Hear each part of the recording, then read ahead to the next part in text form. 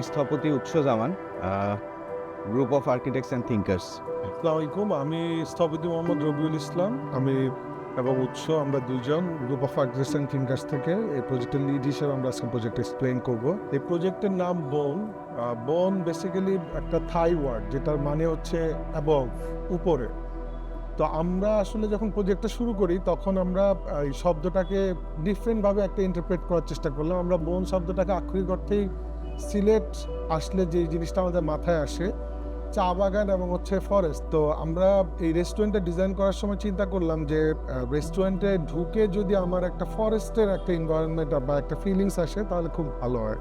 তো আমরা প্রজেক্টের কনসেপ্ট সিলেকশনের ক্ষেত্রে গ্রিনটাকে অনেক বেশি প্রাধান্য দিয়েছিলাম। ডিজাইন করার সময় প্রজেক্টে কনসেপচুয়ালি কতগুলো এলিমেন্ট পিক করি যেটা আসলে সিলেটকে রিপ্রেজেন্ট করে। একটা হচ্ছে সিলেটের বন, সিলেটের এই বেতের কাজ, সিলেটের ফ্যাব্রিক এবং হচ্ছে যে সিলেটের স্টোন। এই জিনিসগুলোকে আমরা কনসেপচুয়ালি প্রজেক্টের সাথে ইন্টিগ্রেট করার চেষ্টা করি।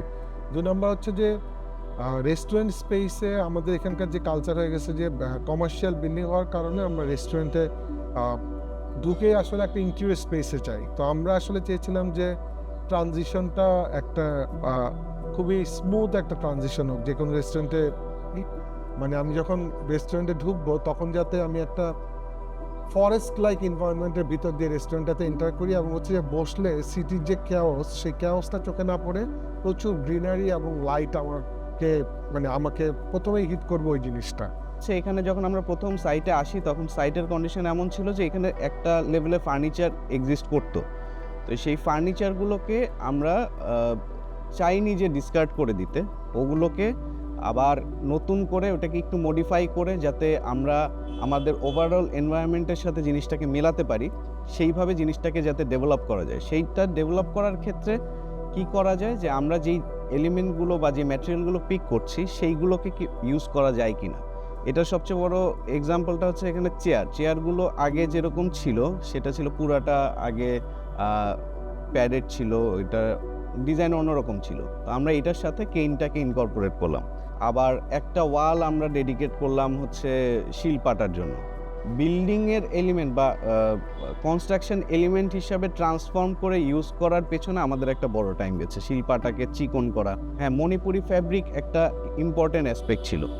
ওইটার কারণে ডিজাইন ফেজে অনেক জায়গায় ফ্যাব্রিক এসছে এবং ফ্যাব্রিকগুলো এসছে একটা পারপাসে, মানে এটা একেবারে র্যান্ডমভাবে আসেনি যে একটা আউটডোর স্পেস আছে, এটার উপরে আমার ট্রান্সলুসেন্ট শীট আছে, এই জায়গাটা লাইটটা যাতে আমরা ডিফিউজ করতে পারি, এইখানে যাতে গ্লেয়ার না হয় এবং একটা লেভেলে হিট যাতে রিডিউস হয়, সেই জন্য এটার উপরে একটা ফ্যাব্রিকের একটা স্ক্রিনিং এসছে। তো সেইটা আমরা চেয়েছিলাম যে সিলেটের যে ঐতিহ্যবাহী মণিপুরি ফ্যাব্রিক আছে সেটা ইউজ করতে। সেটা আমাদের প্রজেক্টের যে টাইম লাইন সেটার সাথে ম্যাচ করতে পারেনি, সেই কারণে আমরা হয়তো এই জিনিসটা আনতে পারিনি। তো এরকম আরও জিনিসপত্র যেগুলো আছে, যেমন শীতল পাটি আছে, যে আমরা ঢুকে যে করিডোরটার মধ্যে দিয়ে যাচ্ছি সেটা যাতে আমরা ওই কালচারাল এক্সপ্রেশনটাকে আমরা যাতে এখানে একটু রিফ্লেক্ট করতে পারি।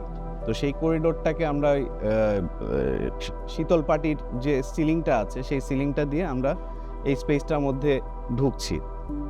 আর বাকি জিনিসগুলো আমরা চেষ্টা করেছি আসলে খুব মিনিমাল ইন্টারভেনশন করে যাতে আমরা রেডি করতে পারি। আমরা আসলে কেইন যেটা বা বেদ যেটা, সেটাকে আসলে অনেকভাবে ইউটিলাইজ করার চেষ্টা করেছি। সেটা অনেক জায়গায় এটা রিফ্লেকশন আছে, চেয়ারে আছে, প্লাস হচ্ছে দরজাতেও একটা পোর্শন হচ্ছে বেতের তৈরি করা, বা আমাদের যে রিসেপশন কাউন্টারটা সেটাও বেতের। তো বেতের আসলে রিফ্লেকশন অনেক জায়গায় আছে, যেটা আসলে ওখান থেকে এসছে আসলে, যে আমরা আসলে কোন ম্যাটেরিয়ালগুলোকে ইউজ করব এখানে। এখানের একটা ইন্টারেস্টিং ফিচার হচ্ছে লাইটগুলো, যেগুলো আসলে সবই কাস্টমাইজড। এখানে আসলে এই যে লাইটটা যেটা, সেটা হচ্ছে উপরের পোর্শন যেটা, সেটা সিলেটের চা বাগানে যে হ্যাটটা ইউজ হয় সেটাকে মডিফাই করে বানানো। আর নিচের পোর্শনে আমরা একটা জিনিস চেষ্টা করেছি, সেটা হচ্ছে হার্বেরিয়াম করে যেভাবে আমরা বিভিন্ন ফুল বা পাতা এগুলোকে যেভাবে সংরক্ষণ করার যে প্রসেসটা, সেই প্রসেসটা ইউজ করেই আসলে এটার নিচের পোর্শনটা রেডি করা। যখন লাইটটা জ্বলবে তখন আমার একটা নিচে একটা শ্যাডো ক্রিয়েট করবে, সেই শ্যাডোটা আপনার ওই যেই ফুলগুলো বা যে পাতাগুলো আছে সেইটার একটা সুন্দর একটা শ্যাডো তৈরি করে। ওভারঅল আমরা রেস্টুরেন্টের যে টোনটা চেষ্টা করেছি অ্যাচিভ করার, সেটা হচ্ছে একটা আর্ট টোন আমরা চাচ্ছিলাম যে পুরো রেস্টুরেন্টের জন্য তৈরি করতে, এবং সিলেটের মাটির যে ক্যারেক্টারটা সেটার যাতে একটা রিফ্লেকশন থাকে। ইভেন সিলেটের যে মাটি সেটা দিয়ে আমরা ডোরটাও, আমাদের যে মেইন ডোরটা, পুরো রেস্টুরেন্টে ঢোকার মেইন ডোরটা, সেটারও একটা পোর্শন সিলেটের মাটি দিয়ে তৈরি করা।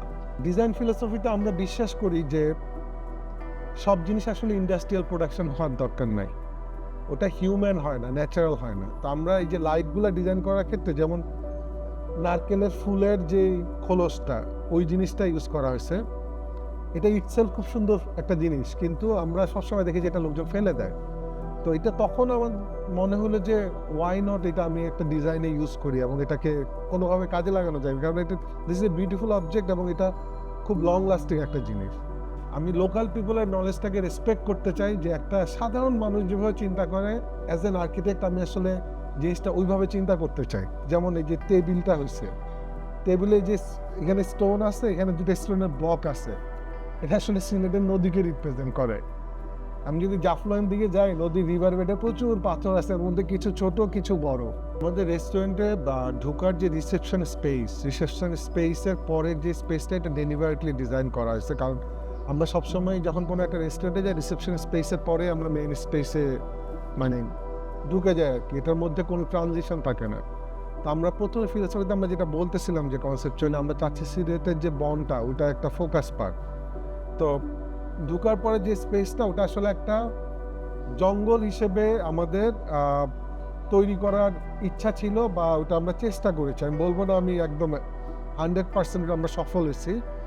এবং সাথে সাথে এটার যে ফ্লোরের ম্যাটেরিয়ালগুলা, সিলেটের খুব সুন্দর কতগুলো নদী আছে, আমাদের যে সারি নদী বা আমরা জাফলংয়ে যেখান থেকে আপনার নদীটা প্রবাহিত আসে, ওই জায়গার যে ক্যারেক্টারটা, ওটা আসলে আমরা ফ্লোরে আনার চেষ্টা করছি। এখন ফ্লোরে আনতে গেলে আসলে খুব র রাখলে হয় কি, ওটা পাবলিকলি অ্যাক্সেসেবল হয় না, তখন ওটাকে আমরা একটা ফাইনাল ফরম্যাটে নিয়ে আসছি। কিন্তু বেসিক্যালি এটা আসলে একটা জেন গার্ডেনের মতো দেখতে, কিন্তু আমাদের ইচ্ছা ছিল যে এটা আসলে সিলেটের যে নদীর যে বেড বা রিভার বেড, ওটাকে রিপ্রেজেন্ট করা, এবং হচ্ছে যে এটা চারপাশের যে জঙ্গল, ওই জিনিসটাকে রিপ্রেজেন্ট করা। বন আসলে একটা অনেকগুলো জিনিসের কালমিনেশন, কালচার, ফরেস্ট এবং হচ্ছে ন্যাচারাল ম্যাটেরিয়ালস, এবং এই পুরা জিনিসটা মিলেই বোর্ডের ফিলোসফিটা। এবং এখানে আসলে লোকজন এটা রিয়েলাইজ করতে পারবে যে আমার খুবই ফেলনা একটা জিনিস দিয়েও আসলে খুবই স্ট্রং একটা জিনিস তৈরি করা সম্ভব, এবং যেটার জন্য আসলে আমাকে খুব দামি জায়গার থেকে কিছু কিনে এনে বানানো লাগবে না। আমার ডে টু ডে লাইফের যে জিনিস আছে, সেটাকেই আমি যদি সুন্দরভাবে রিপ্রেজেন্ট করি, তাহলে কমপ্লিটলি একটা সুন্দর পরিবেশ বা আবহাওয়া তৈরি করা সম্ভব।